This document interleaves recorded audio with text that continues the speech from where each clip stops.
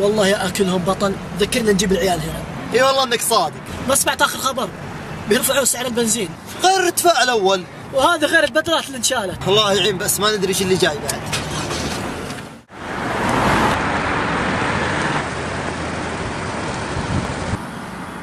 عمو بدي مصاري مو لاقي شيء اتعشى. وعلى اساس عايشين على بنك حنا.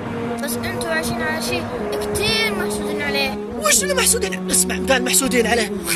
عظيم. اي والله محسودين على وش، وحنا من بعد ارتفاع الاسعار ندفع السعر دبل.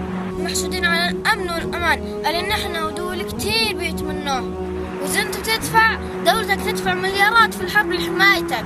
اي والله انك صادق، الله ينصركم ويحفظ وطننا ويعز حكامنا.